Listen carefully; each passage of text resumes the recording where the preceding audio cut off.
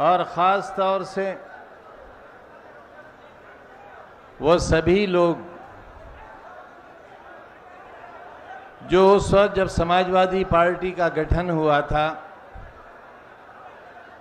Begum Hazrat Mahal park में, और हमने ही उस दिन पार्टी का संविधान पेश किया था। मुझे ये सौभाग्य हासिल है कि समाजवादी पार्टी के पहले कौमी सदर रफ़ीकुल मुल्क मुलायम सिंह यादव जी का नाम पेश कराने और उनके अध्यक्ष होने की मंजूरी का ऐलान करने का भी मुबारकबाद देने का सौभाग्य हासिल रहा है।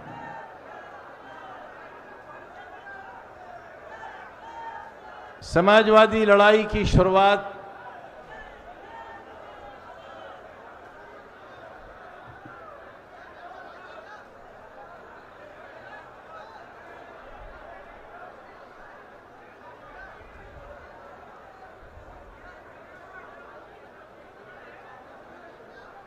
जहां से हुई थी,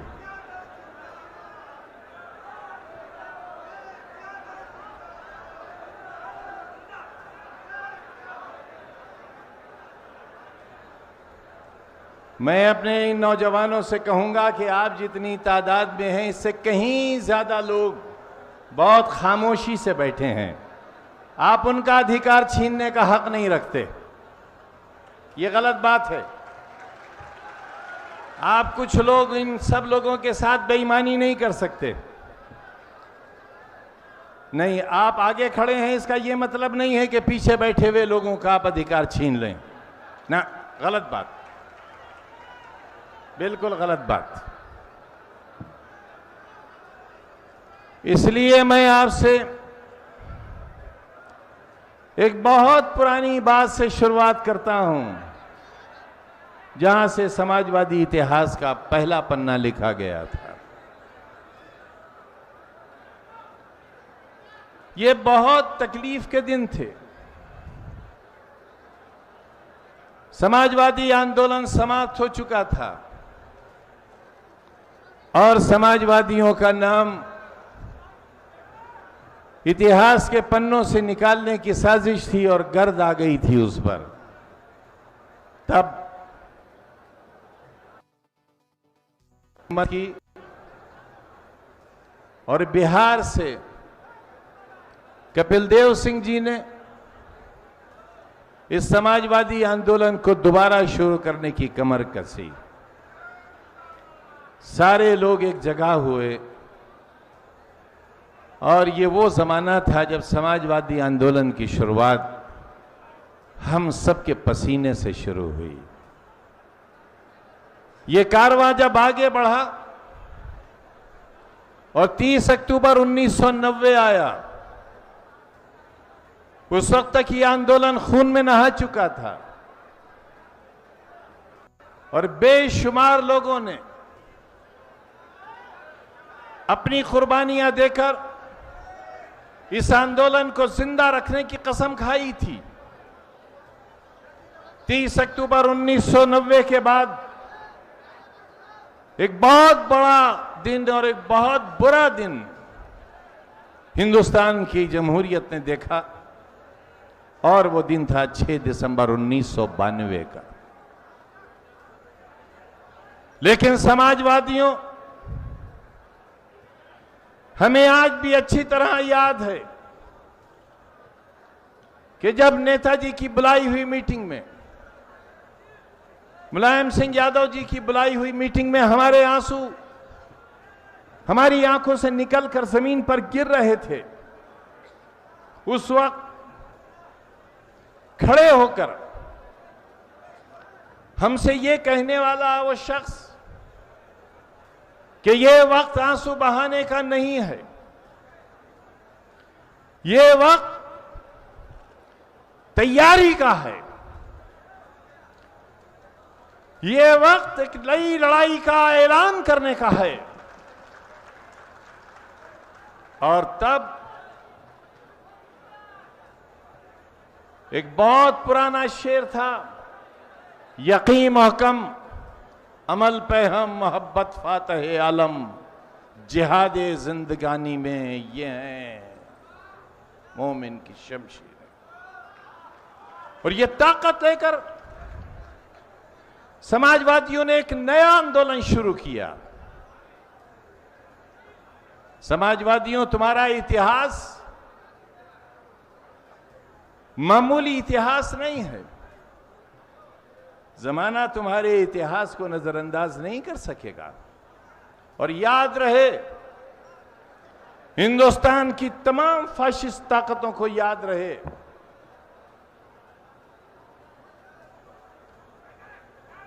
कि जब तक भारत के पास संविधान है,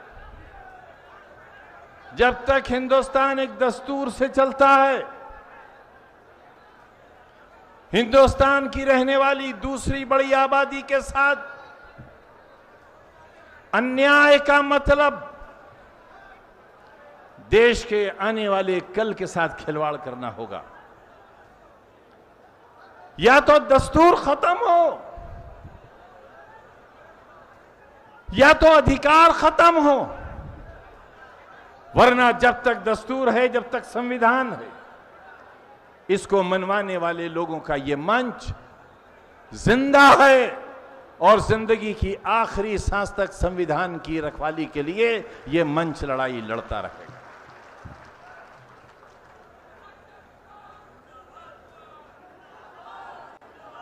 हालात ये हुए दोस्तों कि वायदा किया था देश के बादशाह ने लाखों नौजवानों को नौकरी देने का, वायदा किया था घर पर 25 लाख से 30 लाख रुपया तक पहुंचाने का। कहां गए वो वादे? लोग नौकरी मांगते हैं तो जवाब मिलता है रुक जाओ, हम तुम्हें नौकरी देंगे। मेरी बात गौर से सुनना, तुम नौकरी मांगते हो, बादशाह इनकार नहीं करता, क्योंकि बादशाह होता है। और यह बात मैं बहुत बार कह चुका हूं, बादशाह झूठा नहीं होता, और झूठा हो तो बादशाह नहीं होता।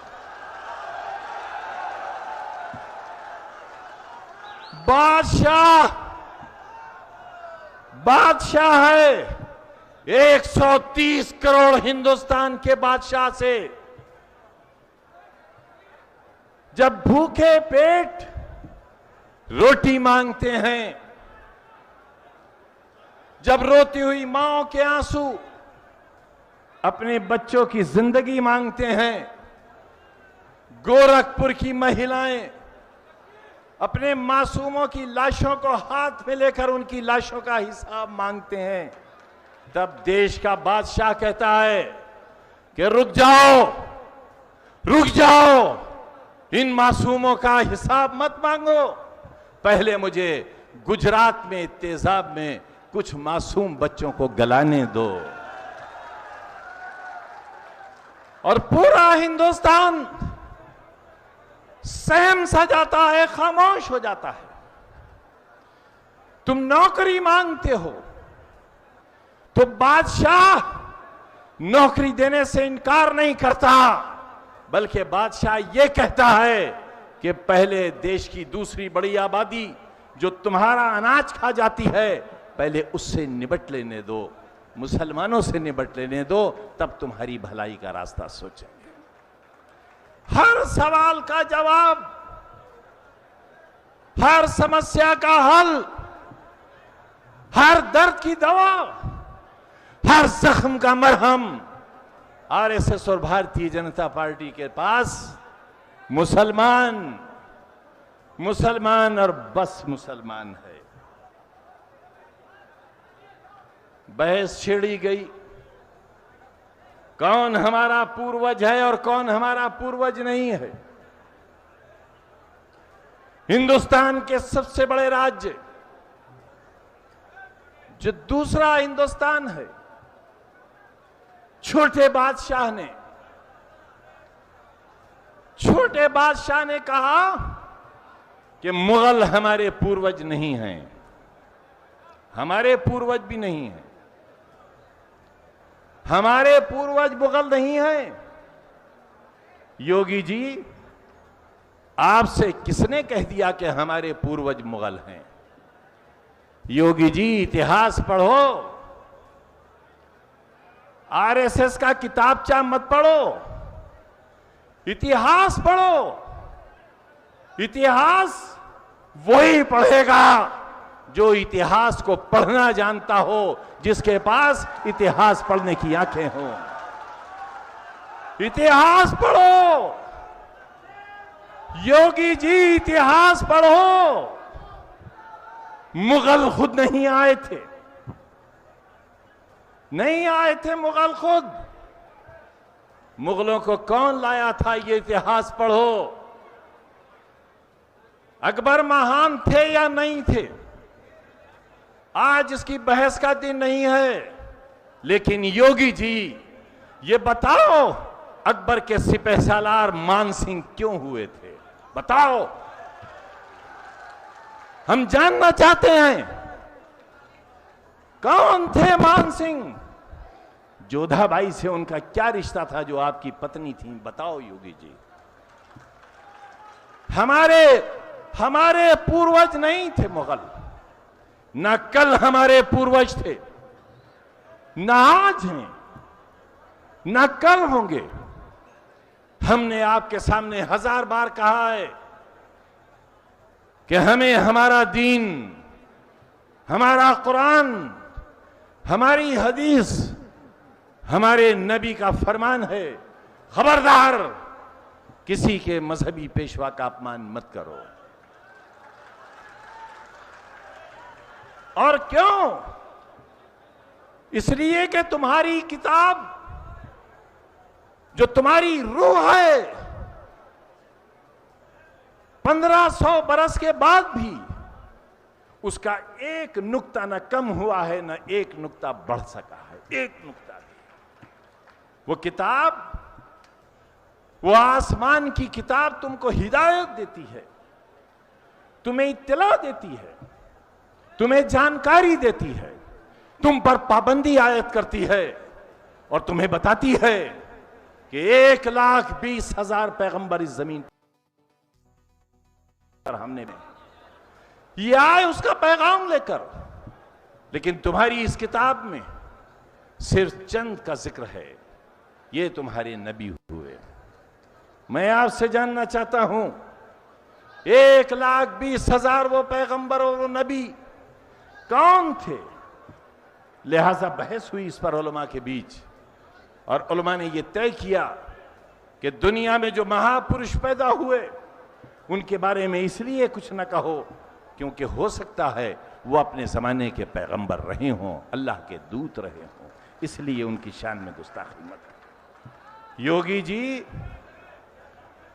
मुगल हमारे आदर्श नहीं हैं, हमारे आदर्श राम हैं, हमारे आदर्श कृष्ण जी भी हैं।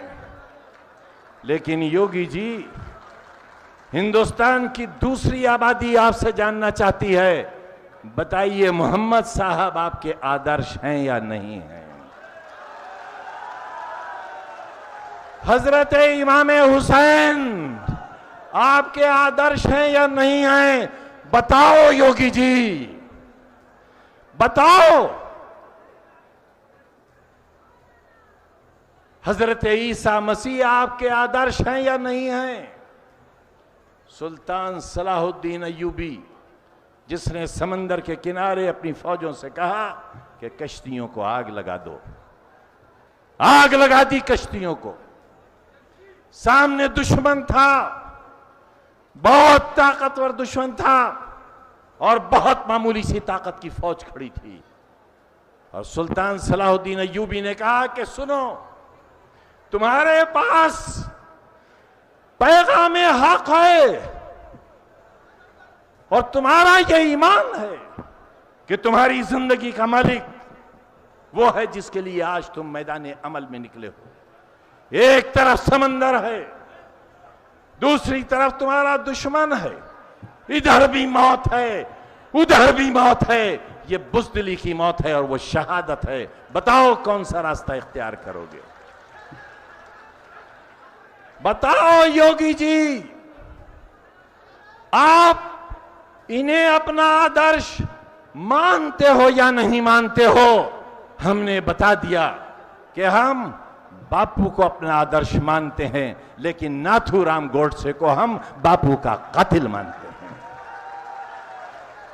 नाथूराम गोडसे हमारे आदर्श नहीं हैं। इसलिए समाजवादियों, बहुत कठिन घड़ी है। तुम्हारी जिंदगी बहुत बुरे हालात से गुजर रही है। मैं अपने नौजवान कायद से, समाजवादी पार्टी के राष्ट्रीय अध्यक्ष से यह कहने आया हूं कि आज आप दूसरी बार राष्ट्रीय अध्यक्ष हुए हो, लेकिन सच्चाई यह है कि आज आपने हमारे दिलों पर हुकूमत की शुरुआत की है। कल आप उस वक्त राष्ट्रीय अध्यक्ष हुए थे जब आपकी सरकार थी, जब आपके पास ताकत थी, जब आपके एक हुक्म पर बहुत कुछ बदल जाया करता था। लेकिन आज ये तमाम लोग वो हैं जो आपके एक हुक्म पर अपने खून की बूंदें छिड़कने के लिए तैयार हैं।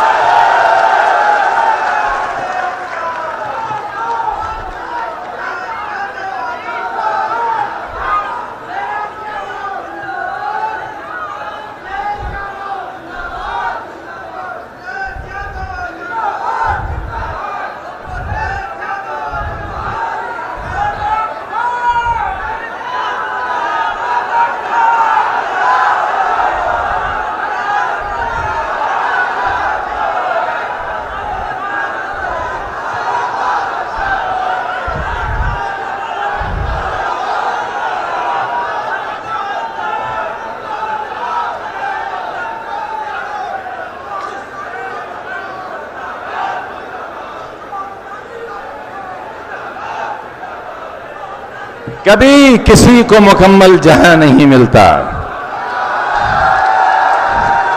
कभी किसी को मुकम्मल जहां नहीं मिलता, कभी जमीन तो कभी आसमान नहीं मिलता ना। मैं गुरु जी से मिसरा पूछ कर आया हूं ना। यकीन हो महकम नौजवानों, ये बदला हुआ शेर अपनी जिंदगियों में उतार कर लेकर जाना। यकीन हो महकम और अमल पे हम, यकीन हो महकम और अमल पे हम। जमीन भी मिलती है और आसमां भी मिलता है। यकीन हो महकम और अमल पे हम। जमीन भी मिलती है और आसमां भी मिलता है। बादशाह हनीप्रीत राम रहीम को नरक में ले गई और आपकी मनी प्रीत देश को नरक में ले गई। वाह बादशाह वाह! देश के 2-3 लोगों से देश लुटवा दिया तुमने। मासूमों के मुंह से रोटी का निवाला छीन लिया तुमने। करोड़ों नौजवानों को नौकरियों का दिलासा देकर उनसे नौकरियों की आस छीन ली तुमने। और जब देश में कोई सवाल उठा, मुसलमानों का नाम ले दिया तुमने। हिंदुओं और मुसलमानों, आओ एक नई जिंदगी की शुरुआत करें। और कैसे होती है वो शुरुआत? मैं अपने आप को कहता हूं कि I am the most hated person of India. मुझे यह मालूम है कि मुझसे बहुत नफरत करने वाले लोग रहते हैं। मुझे देशद्रोही कहते हैं, गद्दार कहते हैं, भारत मां को डायन कहने वाला कहते हैं, मेरे सर की कीमत लगाते हैं, मेरी जबान की कीमत लगाते हैं। और मैं मासूम बेटियों को पढ़ाता हूं, बच्चों को पढ़ाता हूं। मैं स्कूल बनाता हूं गरीबों के लिए, मजदूरों के लिए, उनसे फीस नहीं लेता। सीबीएसई बोर्ड के स्कूल में 20 रुपया फीस लेता हूं। मैं एक विश्वविद्यालय चलाता हूं कमजोरों के लिए, गरीबों के लिए। और दिन रात ये सुनता हूं कि देशद्रोही है, गद्दार है। और देखो, वही शख्स जिससे न जाने कितने लोग उसके नाम से, उसके काम से नफरत करते हैं। मेरा मकान यहां बैठे हुए तमाम लोगों ने देखा है। मेरे मकान के पास एक बहुत बड़ा पार्क है और उसका बहुत शानदार दरवाजा है। मीडिया के लोग जब मुझसे बात करने आते हैं तो उस दरवाजे पर रुककर मेरे घर की घंटी बजाने के लिए बेल देखना चाहते हैं। और जब उन्हें दरवाजे पर बेल नजर नहीं आती तो मेरे मोहल्ले के लोगों से पूछते हैं कि खान साहब के इस महल की घंटी कहां से बजती है? तो बताते हैं कि नहीं, ये उनका महल नहीं है, ये तो पार्क है। उनका घर तो और अंदर गली में जाकर आता है। मैं वहां रहता हूं। मैं चाहता हूं कि मेरा मुकाम महल ना हो, आलीशान आरामगाह ना हो। मेरा मुकाम एक रिक्शा चलाने वाले के टूटे हुए दिल के अंदर हो। मेरी याद एक नस्ल से लेकर दूसरे नस्ल के कारवां तक अखिलेश यादव जी के दिल के अंदर हो। और अगर हम ये जगह हासिल नहीं कर सके तो हमारी 5 दहाइयों की मेहनत बेकार चली गई। दोस्तों, क्यों कही है ये बात आपसे? इसलिए कही है कि राष्ट्रीय अध्यक्ष जी ने हमारे रहने के लिए 5 सितारा होटल में बहुत से कमरे रखे थे, बहुत से कमरे।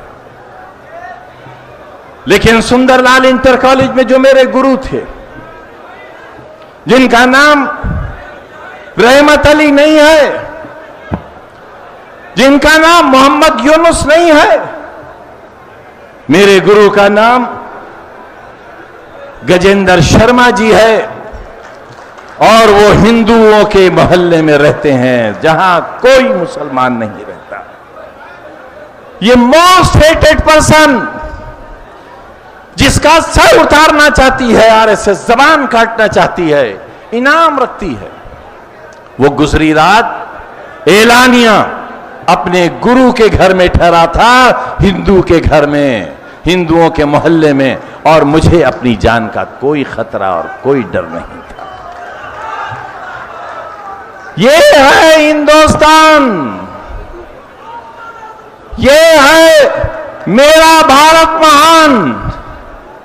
वो भारत महान नहीं है जिसमें ट्रेन से उतारकर लोगों के पेट चाक कर दिए जाएं और उसके अंदर खाना तलाश कर दिया जाए। वो भारत महान नहीं है। इसलिए साथियों,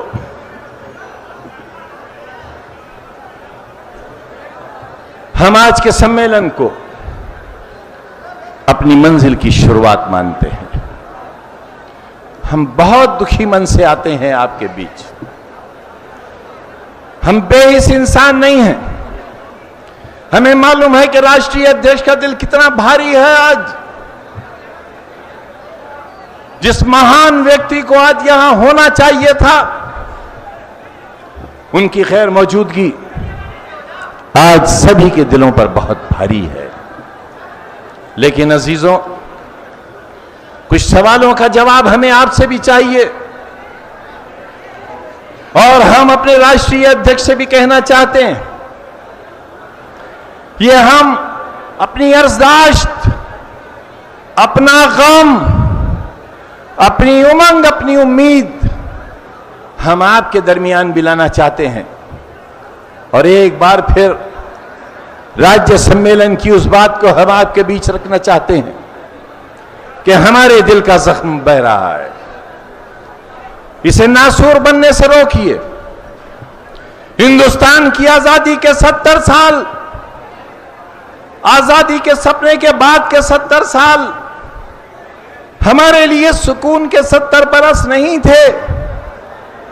अखिलेश जी, हिंदुस्तान की दूसरी आबादी का दर्द महसूस करें आप। मेरे बड़े भाइयों, मेरी टोपी की लाज रखो आप। ये दस्तार अगर गिर गई तो देश महान नहीं रह जाएगा।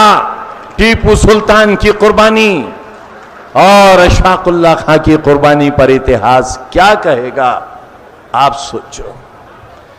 मैं आज ये दर्द एक बार फिर दोहराना चाहता हूं। बहुत कुछ गिर गया, और जो गिराने का इरादा है उसे बचा लो आप।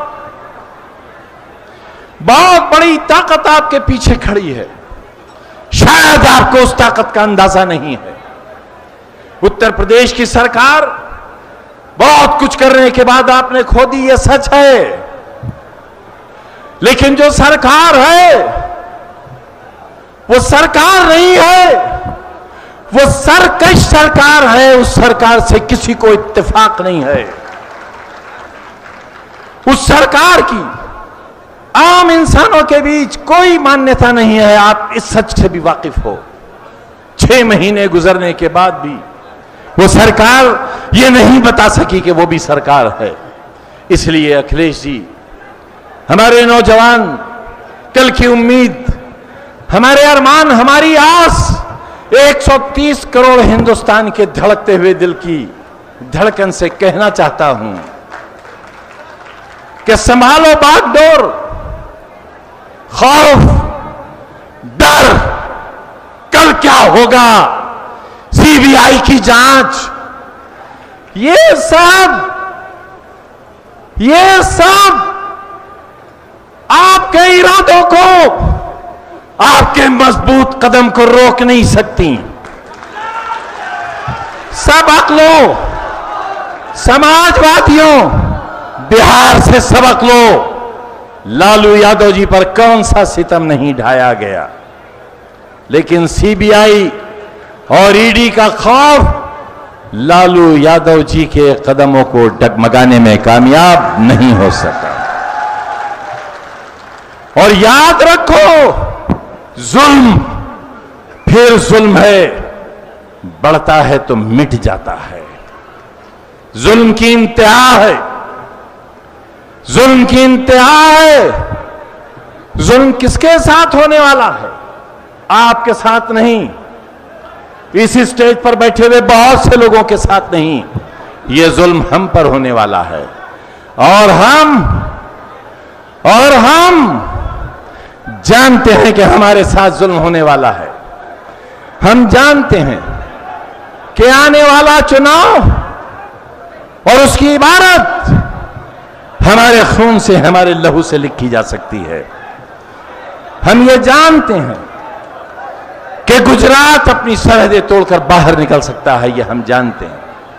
लेकिन याद रहे फाशिस्टों, तुमको भी याद रहे, तुमको भी याद रहे,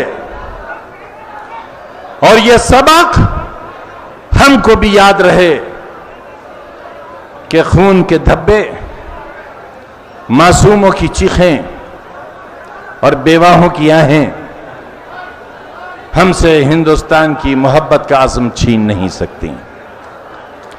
हम कल भी हिंदुस्तानी थे, हम आज भी हिंदुस्तानी हैं। और याद रखो फाशिस्टों, जिस तरह मोहम्मद अली जौहर यूनिवर्सिटी को पाकिस्तान नहीं ले जाया जा सकता, उसी तरह आजम खां और इस देश में रहने वाले करोड़ों इंसानों को पाकिस्तान नहीं ले जाया जा सकता। ये वतन हमारा है, हमारा है, हमारे पूर्वजों का है ये वतन। इस वतन से हमें बेदखल नहीं किया जा सकता। और जब हमें इस वतन से बेदखल नहीं किया जा सकता, मैं तो ये कह चुका हूं कि अगर हमारी वजह से देश को कोई परेशानी है, लगता है मोदी जी आपको कि हमारे वोट से सरकारें बदल जाती हैं, हिम्मत करो, हिम्मत करो। बादशाह चुनौती देकर कहता हूं, हिम्मत करो बादशाह, मुसलमानों से वोट का अधिकार छीन लो, छीन लो अधिकार। और यह भी चुनौती से कहता हूं कि जिस दिन भारत के मुसलमानों से उनके वोट का अधिकार छीन लोगे, उस दिन तुम्हारे हाथ में सत्ता नहीं रह जाएगी, हरगिज़ नहीं रह जाएगी। मजबूर मत करो हमें जहर खाने के लिए, बादशाह मजबूर मत करो। रोहिंग्या मुसलमानों की वजह से हमारे ऊपर किसी जुल्म का मंसूबा तैयार मत करो। बताओ, पत्रकार लंकेश की हत्या क्यों हुई और उसका हत्यारा कौन है, बताओ। और ये कैमरे वालों, हमसे बहुत प्रेम करते हो आप,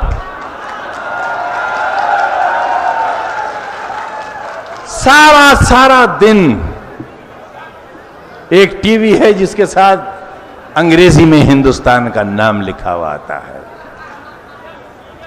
टाई लगाते हैं उसके मालिक साहब, टाई लगाते हैं और मेडिकल कॉलेजों का अपने दलालों से सौदा कराते हैं। एक चैनल है जिस पर एक बहुत सुंदर व्यक्ति सारा दिन उपदेश देते हैं जैसे कोई महात्मा हो। 500 करोड़ की दलाली में 6 महीने जेल काट कर आए हैं। ये उपदेश देने वालों, हमारे पास तो 1 मिनट का इश्तिहार देने का भी पैसा नहीं है, लेकिन यह हमारा सौभाग्य है, आपके चैनल सारा दिन हमें गाली देते हैं। हम कहते हैं खूब गाली दो, यूं कि जब तुम गाली देते हो तो मेरा कमजोर रिक्शा वाला कहता है शाबाश आजम खान, शाबाश। मैं कहता हूं खूब गाली दो, जितनी तुम गाली देते हो उतनी मेरे कमजोर हाथ की मुट्ठियां मजबूत होती हैं। मेरी तारीफ मत कर देना, मेरी तारीफ करोगे तो ये बंद मुट्ठियां खुल जाएंगी और मेरा कमजोर पत्थर तोड़ने वाला कहेगा कि चैनल बिका था, अब खान भी बिक गया।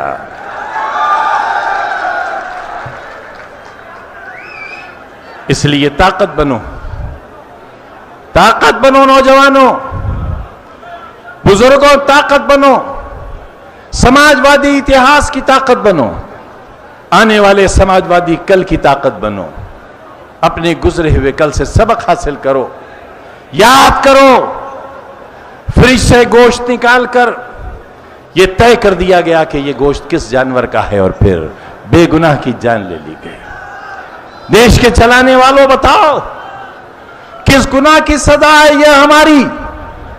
लोग तो न जाने क्या क्या सौदा कर लेते हैं। लोग हमारे कातिल के साथ, गुजरात के कातिल के साथ खाना खाते हैं, चाय पीते हैं, हमारे कातिल के साथ अपनी महफिलों की शान बढ़ाते हैं।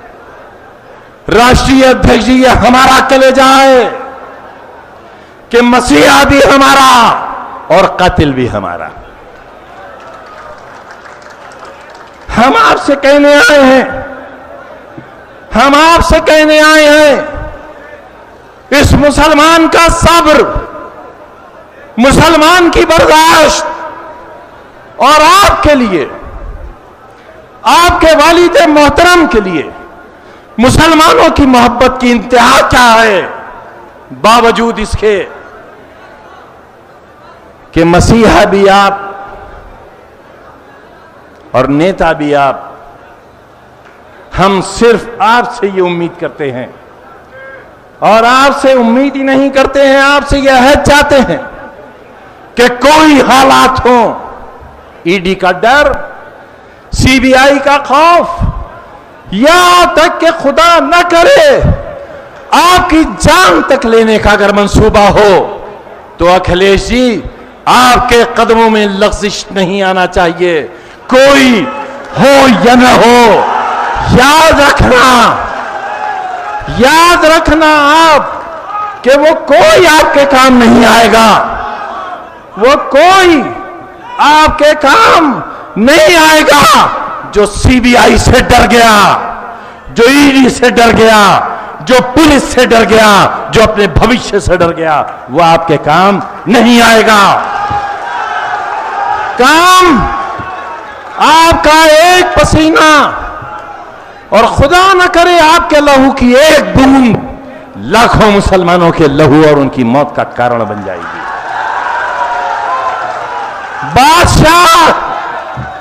बादशाह याद रहे, सिर्फ हिंदुस्तान की आंखें नहीं हैं जो इतिहास देख रही हैं, पूरी दुनिया की आंखें खुली हुई हैं और पूरी दुनिया ये जानती है कि डीमोनेटाइजेशन के नाम पर और हम कमजोरों के साथ जुल्म के नाम पर हिंदुस्तान की पूरी दुनिया में क्या हैसियत है। मत बदनाम करो। और नौजवानों, तमाम राजनीतिक दलों पर नजर डालो।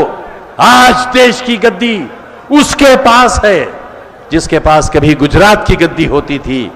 अरे आओ, तय करो। हिंदुस्तान का दिल गुजरात नहीं है, हिंदुस्तान का दिल उत्तर प्रदेश है। उसके हाथों में देश ले जाओ जिसके पास उत्तर प्रदेश की गद्दी थी। हिंदुस्तान उसके हाथों में सौंपने की तैयारी करो। हीन भावना छोड़ो, एहसास कमतरी का लबादा अपने कांधों से उतार कर फेंको और यकीन दिलाओ और यकीन हासिल करो कि आप पर कभी ये उंगली न उठे कि किसी फाशिस्ट के साथ आपने समझौता कर लिया। कोई फाशिस्ट, कोई जालिम, कोई हमारा कातिल आपकी चौखट से होकर गुजर गया। बस ये यकीन हो जाए, हम अपने मालिक की कसम खाकर कहते हैं, आपका पसीना हमारा खून और आपका मुस्तकबिल हिंदुस्तान की खुशहाली।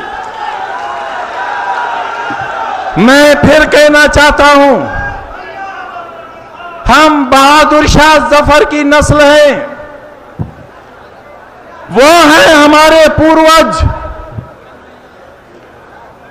2 गज जमीन भी मिल न सकी कुएं यार में, हम वो हैं। हम सुल्तान टीपू की नस्ल कहलाए जा सकते हैं जिसने अपने मासूम बच्चे अंग्रेजों के पास गिरवी रख दिए थे। हमसे हमारी गैरत का सवाल मत करो। अगर कोई सवाल हमसे करना है तो अखिलेश जी आप करो। अगर आप ये समझते हो कि हम आपकी राजनीति के लिए नुकसानदेह हैं, तो हम कसम खाकर कहते हैं, आप अभी कहो, हम हमेशा के लिए इस पिंडाल से चले जाएंगे, हमेशा।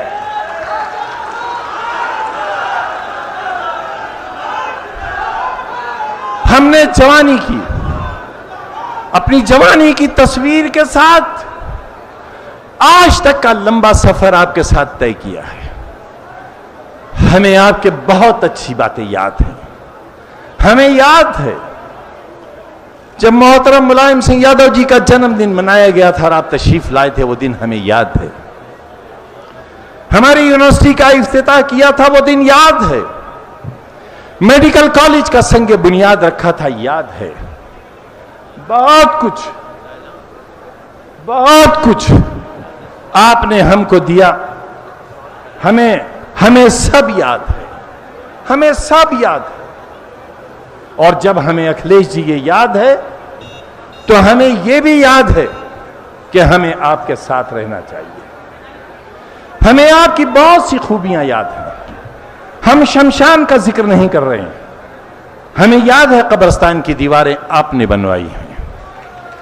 हमें याद है हमारे रोते हुए बच्चों के आंसू आपने पोंछे हैं, उनकी शिक्षा का इंतजाम आपने किया है, हमें याद है।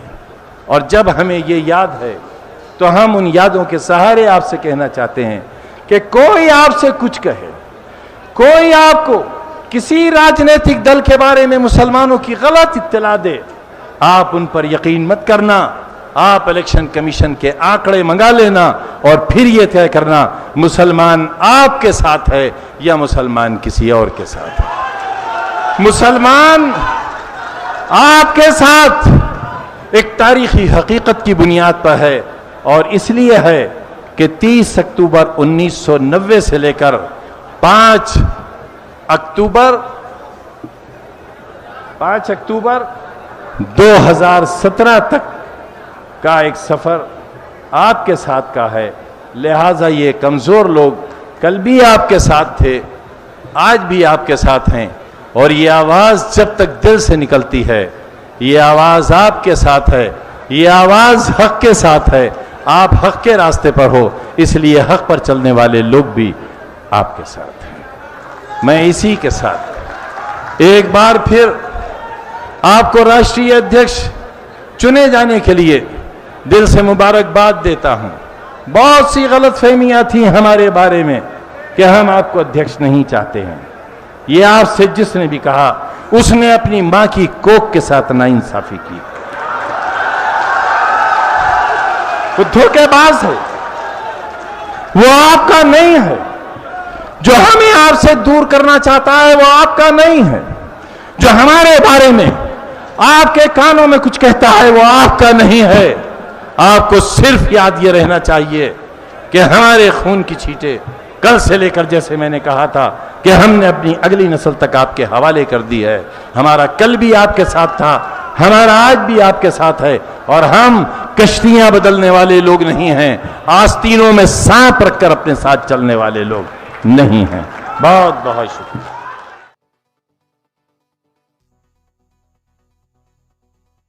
आज के तारीखी सम्मेलन में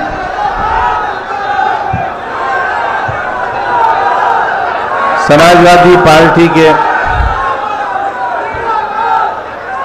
राष्ट्रीय अध्यक्ष चुने जाने पर मैं अपनी तरफ से प्रतिनिधियों की तरफ से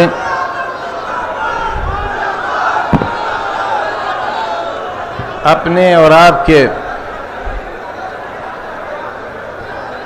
सभी के कल की उम्मीदों के एक ऐसे आफताब को मुबारकबाद देना चाहता हूं जिन्हें आज सब ने एक राय और एक आवाज से समाजवादी पार्टी का राष्ट्रीय अध्यक्ष चुना है। इस स्टेज पर सभी नेता साहिबान इस बात के गवाह होंगे और खास तौर से वो सभी लोग जो उस वक्त जब समाजवादी पार्टी का गठन हुआ था बेगम हजरत महल पार्क में, और हमने ही उस दिन पार्टी का संविधान पेश किया था। मुझे ये सौभाग्य हासिल है कि समाजवादी पार्टी के पहले कौमी सदर रफीकुल मुल्क मुलायम सिंह यादव जी का नाम पेश कराने और उनके अध्यक्ष होने की मंजूरी का ऐलान करने का भी मुबारकबाद देने का सौभाग्य हासिल रहा है।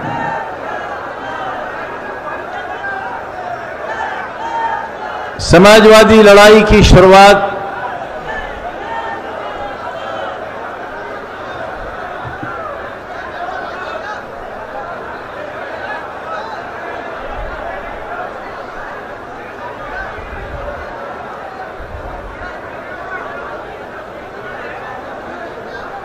जहां से हुई थी,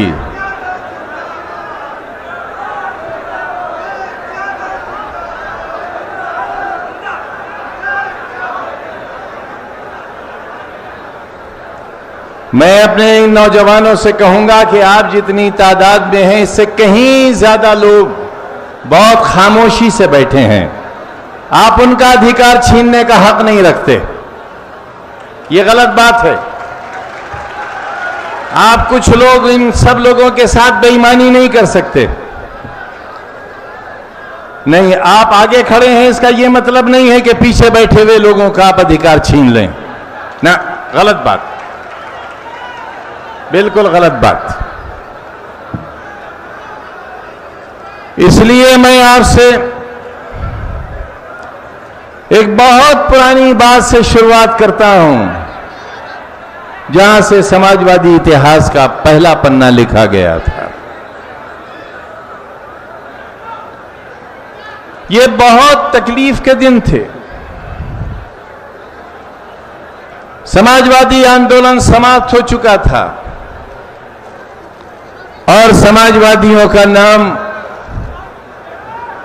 इतिहास के पन्नों से निकालने की साजिश थी और गर्द आ गई थी उस पर। तब मुलायम सिंह यादव जी ने हिम्मत की और बिहार से कपिल देव सिंह जी ने इस समाजवादी आंदोलन को दोबारा शुरू करने की कमर कसी। सारे लोग एक जगह हुए और ये वो जमाना था जब समाजवादी आंदोलन की शुरुआत हम सबके पसीने से शुरू हुई। ये कारवां जब आगे बढ़ा और 30 अक्टूबर 1990 आया, उस वक्त तक ये आंदोलन खून में नहा चुका था और बेशुमार लोगों ने अपनी कुर्बानियां देकर इस आंदोलन को जिंदा रखने की कसम खाई थी। 30 अक्टूबर 1990 के बाद एक बहुत बड़ा दिन और एक बहुत बुरा दिन हिंदुस्तान की जमहूरियत ने देखा और वो दिन था 6 दिसंबर 1992 का। लेकिन समाजवादियों, हमें आज भी अच्छी तरह याद है कि जब नेताजी की बुलाई हुई मीटिंग में, मुलायम सिंह यादव जी की बुलाई हुई मीटिंग में हमारे आंसू हमारी आंखों से निकलकर जमीन पर गिर रहे थे, उस वक्त खड़े होकर हमसे यह कहने वाला वो शख्स कि यह वक्त आंसू बहाने का नहीं है, यह वक्त तैयारी का है, यह वक्त एक नई लड़ाई का ऐलान करने का है। और तब एक बहुत पुराना शेर था, यकीन महकम अमल पे हम मोहब्बत फातह आलम, जिहाद जिंदगानी में ये है मोमिन की शमशीर। और ये ताकत लेकर समाजवादियों ने एक नया आंदोलन शुरू किया। समाजवादियों, तुम्हारा इतिहास मामूली इतिहास नहीं है। जमाना तुम्हारे इतिहास को नजरअंदाज नहीं कर सकेगा। और याद रहे, हिंदुस्तान की तमाम फाशिस्ट ताकतों को याद रहे,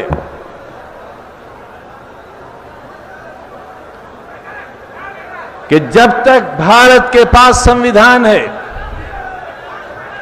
जब तक हिंदुस्तान एक दस्तूर से चलता है, हिंदुस्तान की रहने वाली दूसरी बड़ी आबादी के साथ अन्याय का मतलब देश के आने वाले कल के साथ खिलवाड़ करना होगा। या तो दस्तूर खत्म हो, या तो अधिकार खत्म हो, वरना जब तक दस्तूर है, जब तक संविधान है, इसको मनवाने वाले लोगों का यह मंच जिंदा है और जिंदगी की आखिरी सांस तक संविधान की रखवाली के लिए यह मंच लड़ाई लड़ता रहेगा।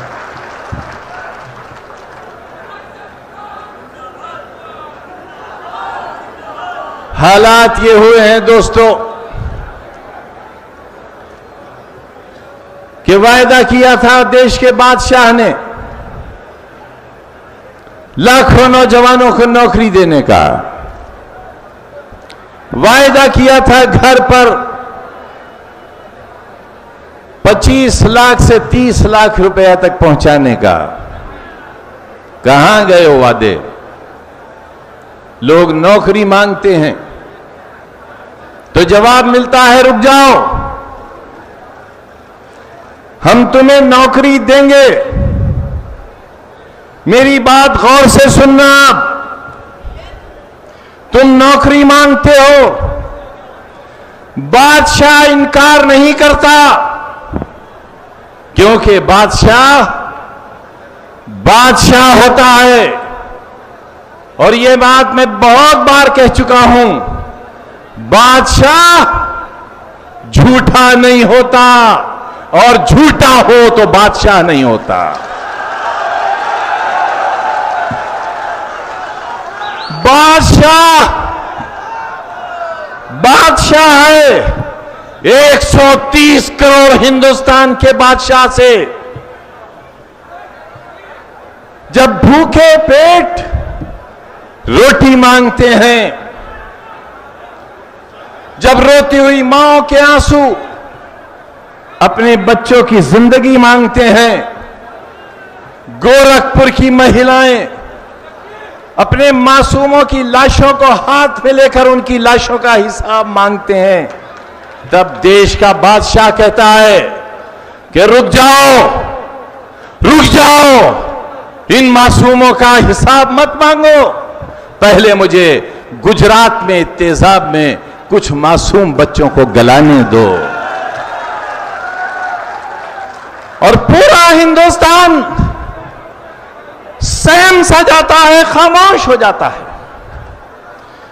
तुम नौकरी मांगते हो तो बादशाह नौकरी देने से इनकार नहीं करता, बल्कि बादशाह यह कहता है कि पहले देश की दूसरी बड़ी आबादी जो तुम्हारा अनाज खा जाती है, पहले उससे निपट लेने दो, मुसलमानों से निपट लेने दो, तब तुम्हारी भलाई का रास्ता सोचेंगे।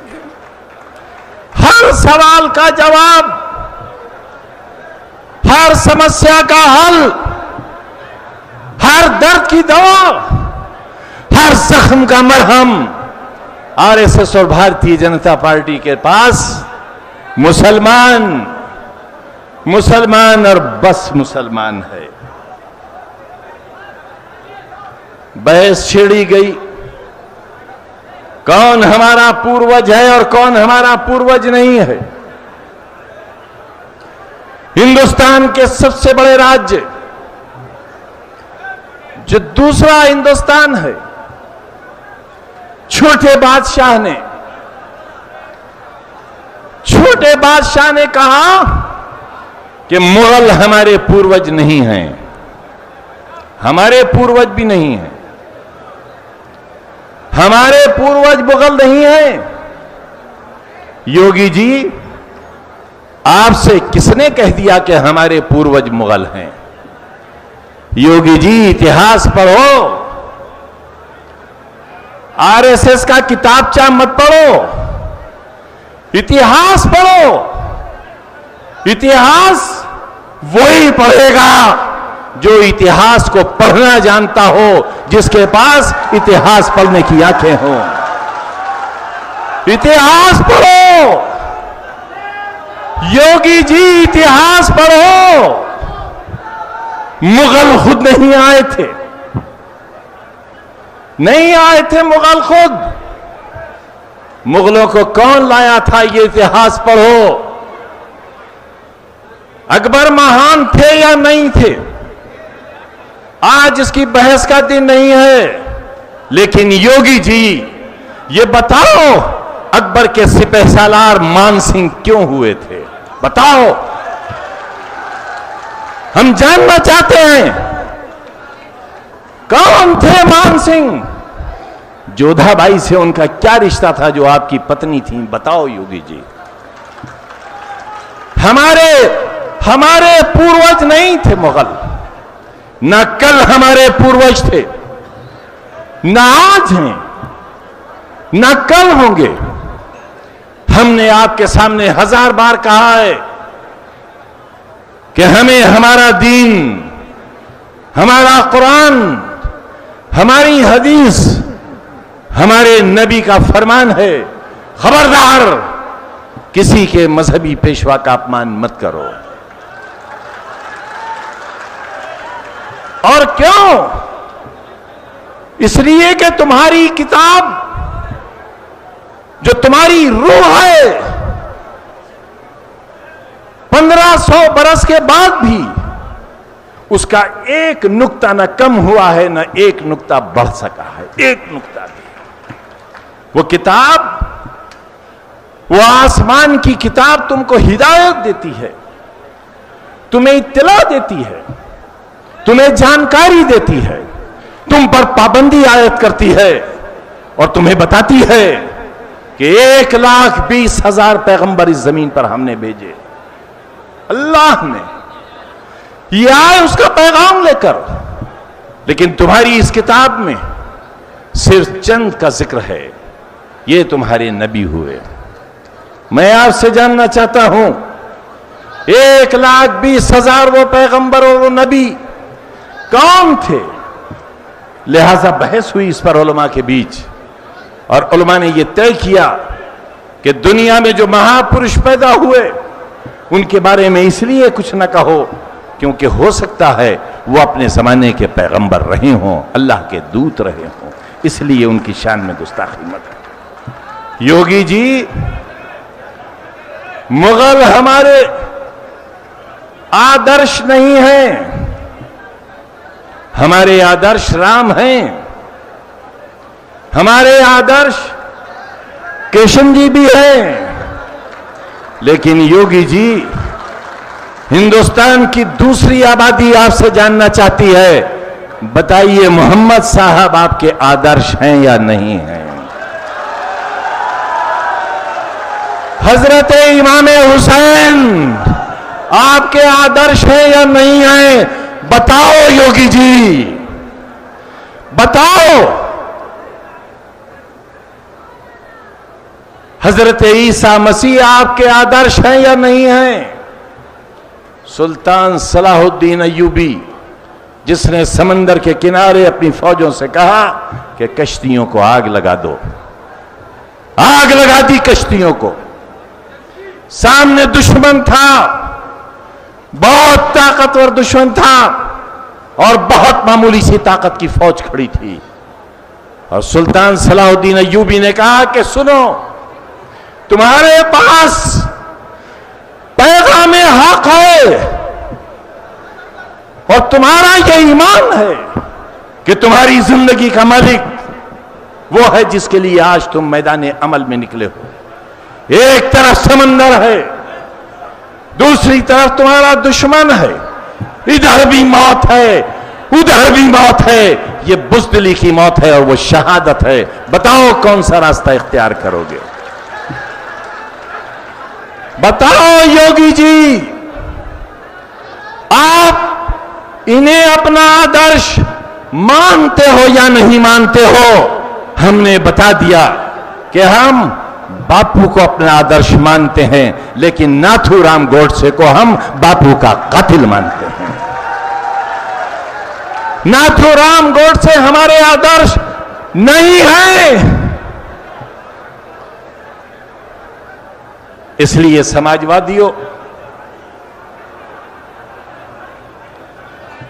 बहुत कठिन घड़ी है। तुम्हारी जिंदगी बहुत बुरे हालात से गुजर रही है। मैं अपने नौजवान कायद से, समाजवादी पार्टी के राष्ट्रीय अध्यक्ष से यह कहने आया हूं कि आज आप दूसरी बार राष्ट्रीय अध्यक्ष हुए हो, लेकिन सच्चाई यह है कि आज आपने हमारे दिलों पर हुकूमत की शुरुआत की है। कल आप उस वक्त राष्ट्रीय अध्यक्ष हुए थे जब आपकी सरकार थी, जब आपके पास ताकत थी, जब आपके एक हुक्म पर बहुत कुछ बदल जाया करता था। लेकिन आज ये तमाम लोग वो हैं जो आपके एक हुक्म पर अपने खून की बूंदें छिड़कने के लिए तैयार हैं।